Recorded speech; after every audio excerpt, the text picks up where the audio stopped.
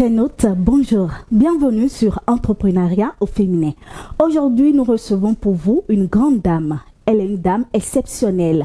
Elle est dans le domaine du stylisme. Vous aurez le temps de la découvrir davantage dans cet entretien. Bonjour madame. Bonjour Laure. Comment vous allez? Très bien chez vous. Nos amis internautes aimeraient vous connaître davantage. Sandra Agbadigan m'appelle, je suis styliste, photographe et écrivaine.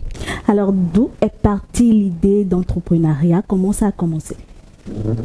J'ai analysé mon environnement socio-économique et j'ai constaté tout de suite qu'un besoin se sent. Et c'est à partir de ce besoin-là que je suis allée à la formation. Je pouvais mettre en place l'entreprise sans aller me faire former. Mais le savoir est vraiment puissant.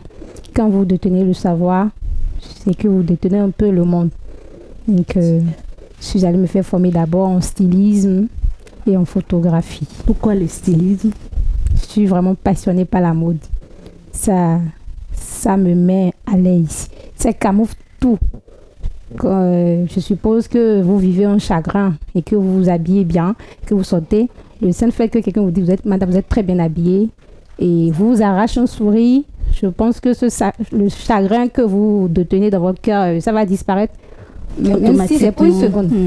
Voilà. Donc, alors, en quoi consiste votre activité, le stylisme? C'est l'art de confectionner des tenues. D'accord. Alors, vous confectionnez des tenues? Des tenues hommes, dames, enfants. Vous avez commencé il y a longtemps? Un peu, ouais.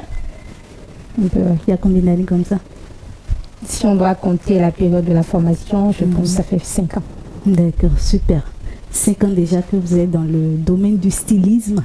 Alors, est-ce un domaine assez facile? Je pense que rien n'est facile, rien n'est difficile dans la vie. C'est la volonté. À cœur vaillant, rien d'impossible. Si vous avez la volonté et vous êtes passionné par la chose, je pense que les difficultés représentent même des opportunités. Donc, en mots, c'est ce que je peux dire. Alors, quand vous finissez de confectionner vos tenues, qui sont ceux-là, qui sont vos clients? La cible principale chez moi, c'est les hommes. Les hommes? Oui. Pourquoi? Vous êtes une femme, vous avez préféré les hommes. Moi, je ne comprends rien. Oui, la cible principale, c'est les hommes. C'est vrai, j'ai fait la haute couture. Non, pas forcément. J'ai fait la haute couture. La haute couture, par définition, c'est l'ensemble des deux coupes. La coupe homme et la coupe dame. Je me suis davantage spécialisée pour la coupe homme. Vous voyez, donc, appuyer les hommes, ça m'intéresse. C'est un peu ça. Et ça dit que les femmes ne vous intéressent pas? Pourquoi pas? J'ai fait la haute couture, j'habille aussi les femmes. Mais ma spécialité, je suis plus spécialisée dans la coupe homme. Alors, est-ce qu'aujourd'hui au Bénin, est-ce que vous sentez réellement cet engouement des hommes à venir vers vous? Les hommes m'encouragent, d'ailleurs, je peux le dire. Ce qui fait même que les prestations qui peuvent être faites peut-être à 10 francs, c'est un exemple, ils ont cette facilité de le faire à 25 francs. Quand vous confectionnez vos tenues, vos habits et tout, est-ce qu'ils arrivent vraiment à s'y intéresser? Voilà. Est-ce que vous arrivez à réellement couler tout ce que vous faites? Actuellement, c'est vrai, on fait des confections qui sont là, mais on fonctionne un peu plus sur des commandes. D'accord, donc il y a certaines personnes, ou je dirais certains hommes, quand tu vas vers eux pour proposer ton service, ils disent déjà mon couturier, c'est à toi de tâcher, bon, donnez-moi l'opportunité de vous faire vivre ce que nous savions faire aussi. Et certains ont peur parmi eux. Ah, vous êtes sûr que vous pouvez confectionner ma tenue? Moi, j'aime trop bien m'habiller, hein. Je n'aime pas qu'on me confectionne n'importe quoi. Je dis, bon, laissez-moi la possibilité quand même de faire. Et puis, quand je fais, certains hommes sont quand même sidérés. Waouh, s'il y a une femme qui coud comme ça. Donc, c'est un peu ça. Est-ce que dans ce métier-là, vous ne rencontrez pas des difficultés de façon précise? Ouais, la difficulté, c'est par rapport aujourd'hui spécifiquement, c'est par rapport à l'intégration. Vous savez, le domaine de la mode au Bénin, c'est un peu compliqué. En ce sens-là qu'on ne vous paie pas forcément à votre juste valeur. Mais quand vous savez faire ce que vous êtes en train de faire, vous savez vous vendre, c'est un peu plus facile. D'accord? Mais en dehors de tout, il faut reconnaître que l'intégration est difficile aujourd'hui, en ce sens que le domaine se fait envahir. Aujourd'hui, je suis un exemple typique. J'ai fait la gestion d'abord. Je suis partie de la gestion pour le stylisme. Donc, je suis en reconversion, on peut le dire. Donc, il y a plusieurs personnes aujourd'hui qui sont en reconversion. Il y a d'autres qui vont vers le métier directement après le bac. Ce qui fait que la main-d'œuvre, de plus en plus, ça se baisse en fait. Le prix se baisse de jour en jour. Donc, je peux dire, c'est aujourd'hui la grande difficulté. Parce que tu travailles beaucoup pour peu d'argent. Mais quand tu sais faire bien, quand tu sais te vendre, quand bien même la personne ne veut pas payer ce que tu es en train de dire forcément, il va faire quand même l'effort de payer à 80% un prix raisonnable. Est-ce qu'aujourd'hui, en face des internautes, vous pouvez leur dire que avec le stylisme, on peut réellement joindre les deux bouts? Le stylisme, je vous mens pas, si ça prend réellement, vous posez vos talents, vous travaillez, vous ne relâchez pas. Rien n'est facile dans la vie. Même naître, c'est pas facile. On a fait 9 mois dans le ventre de nos mères. C'est un processus. Vous suivez le processus entrepreneurial. Vous tombez, vous vous relevez. Vous trouvez vous cherchez les solutions à chaque problème et tout. Je vous promets que un styliste peut réaliser plus qu'un ministre. Vraiment. Plus qu'un président en greffe. Plus qu'un fonctionnaire. C'est comme un entrepreneur ordinaire, un maraîcher, une maraîchère. Le stylisme, on ne peut pas sortir sans s'habiller. C'est une haute fonction. Ça s'impose à tous. Quand bien même vous avez des difficultés, référence parler, à vous nourrir, vous pouvez ne pas manger, mais vous ne pouvez pas ne pas vous habiller. Par conséquent, le styliste qui est déterminé, le styliste qui est animé, parce que c'est le côté aussi de la chose, il faut être animé par la créativité. Si vous n'êtes pas animé par la créativité, vous le faites comme tout le monde, vous le faites comme les autres de la place, c'est pas sûr. Vous ne pouvez pas tirer votre épingle du jeu, parce que je suppose que c'est bomba que tout le monde fait, que vous voulez faire aussi. Il faut avoir une spécificité. Où est la différence entre le bomba que l'autre faisait et votre bomba que vous êtes en train de faire, ne serait-ce que pour attirer de la clientèle vers vous.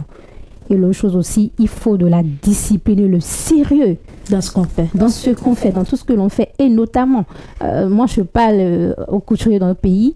Vous savez, quand vous commandez au couturier, peut-être que c'est le prix qui n'est pas acceptable, mais déjà le gars, sa femme qui est indisposée à la maison, le gars veut payer le loyer, une prestation de 10 000 francs, tu lui dis 2 000, il va dire oui, donnez ça, il n'y a pas de problème.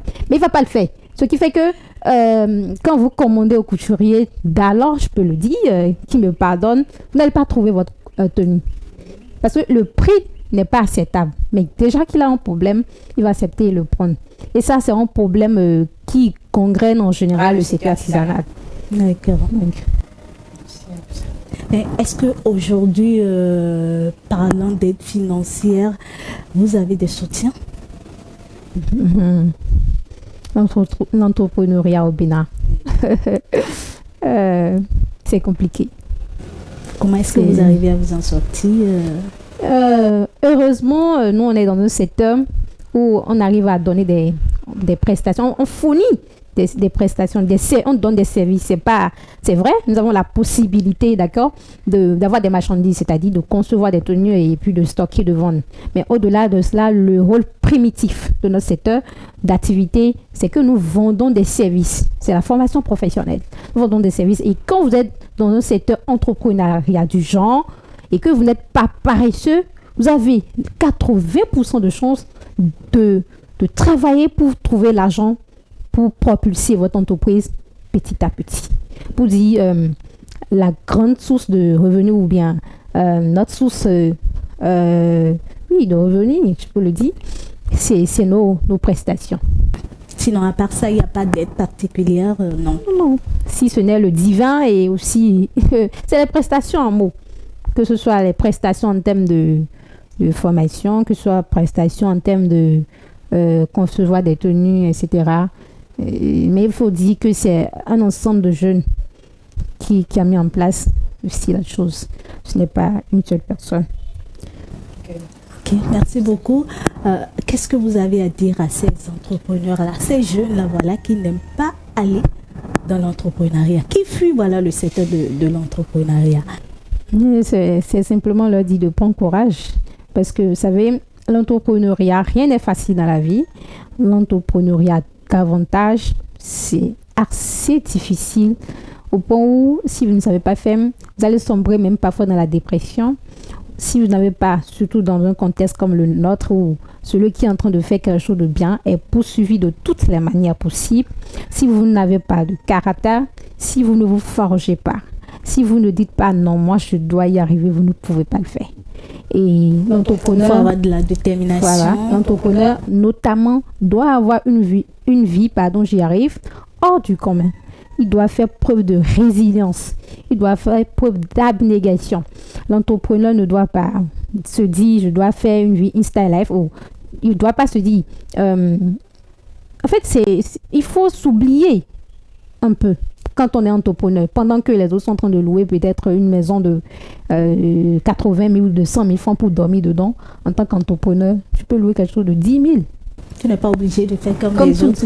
L'entrepreneur en mot chez moi a une vie, doit mener une vie hors du commun pendant la création de son entreprise. C'est au regard de toutes ces difficultés-là que beaucoup fuient le secteur.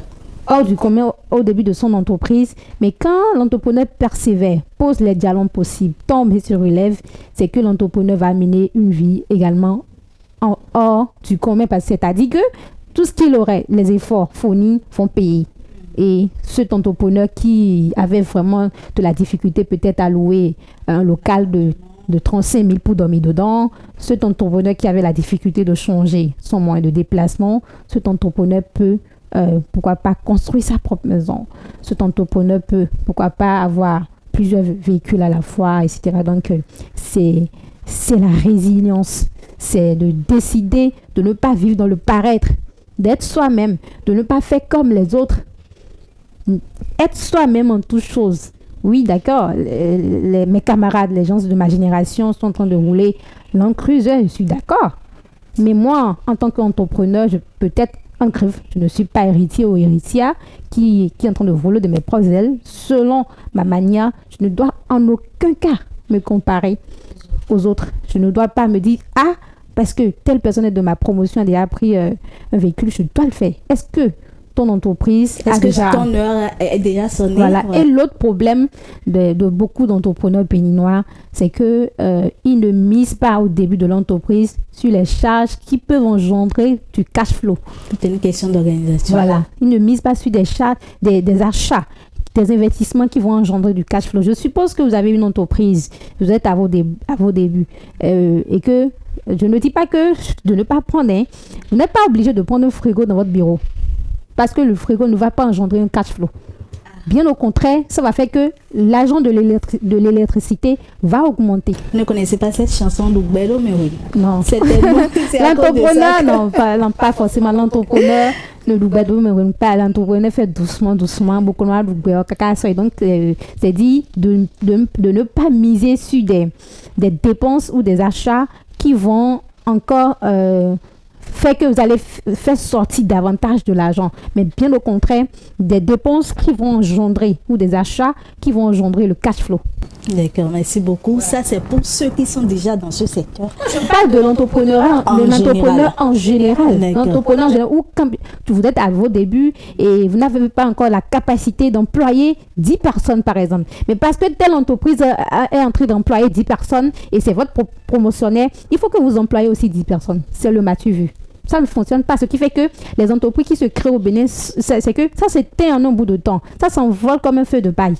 D'accord. Alors que quand vous prenez votre temps, vous utilisez vous-même, peut-être quand bien même l'entreprise a besoin de 5 employés, par exemple, et que vous n'avez pas encore les ressources financières nécessaires pour prendre ces 5 employés, prenez 2, pourquoi pas. Et les 3 vous allez, vous en tant qu'entrepreneur, vous assurez la fonction tant que vous avez la capacité de ces trois autres. Et ça dit que vous aviez déjà analysé tout ça. Oui, l'entrepreneuriat, il faut vraiment avoir son business plan. Il faut que ça soit clair. Et c'est en ça que je félicite l'actuel président. Le PAG du président, c'est la planification.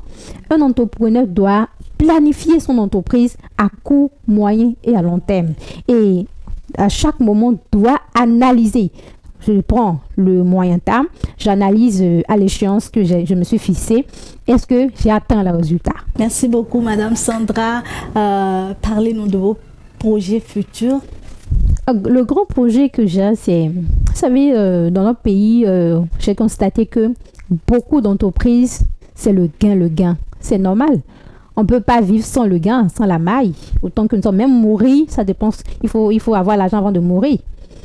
Mais au-delà de cela, je prends le milieu européen. Les entreprises s'engagent socialement, la responsabilité sociale. Cette responsabilité sociale manque dans notre contexte. Donc, nous, en tant qu'entreprise, dans notre entreprise, nous avions opté, mener quand même, avoir une responsabilité sociale, mener pour la cause des jeunes, notamment les jeunes qui ont déjà fait un parcours universitaire, mais qui sont toujours à la traîne, qui n'ont pas trouvé d'emploi, etc., leur permettre de suivre une formation chez nous en guise de reconversion. Super. Donc c'est une responsabilité sociale de notre entreprise. Donc, c'est le grand projet pour le futur. Merci beaucoup. Nous sommes pratiquement à la fin de cet entretien. Un mot pour conclure. Je vais conclure avec cette citation du président français Emmanuel Macron. Il faut des jeunes qui ont envie de devenir milliardaires. Il faut des jeunes qui ont envie de devenir milliardaires. Ne cherchez plus des patrons, cherchez des clients. Donc, cette citation, elle est dédiée à la jeunesse béninoise. Parce qu'il faudrait qu'on se dise la vérité. La jeunesse béninoise aujourd'hui n'a plus de repères. La jeunesse béninoise aujourd'hui ne veut pas innover.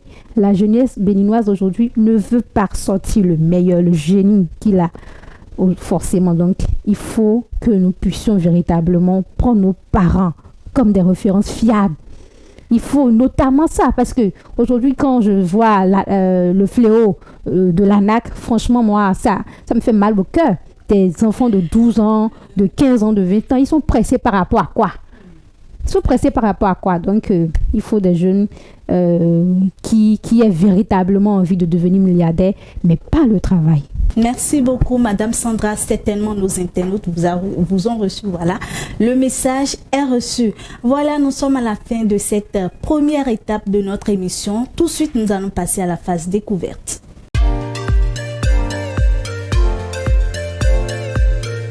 Aujourd'hui, nous allons confectionner une robe simple, un peu à l'exemple de la robe collégienne, sans col, sans poche. C'est ce que nous allons faire.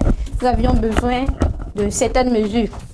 Donc, si on doit s'en tenir à notre mannequin, ça fait rapidement trou de poitrine, ça fait trou de taille, ça fait trou de bassin, ça fait longueur robe, ça fait longueur épaule, ça fait tout d'un coup. Paf, nous avons commencé. Pour le faire, nous avons besoin de notre équerre pour tracer la ligne d'équerre.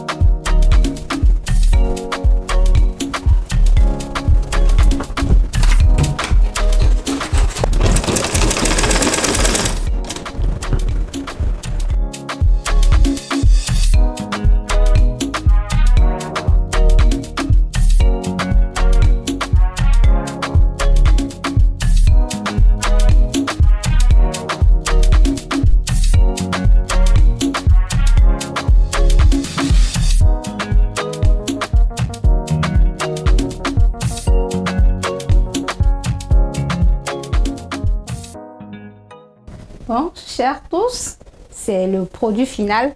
C'est notre robe ça, portée à notre mannequin Feine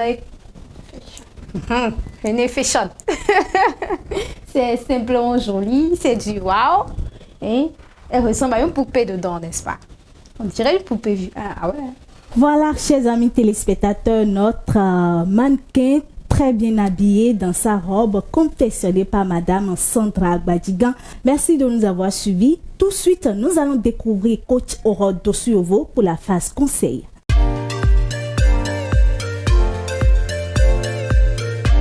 Bonjour chers amis, chers téléspectateurs de Prime News TV.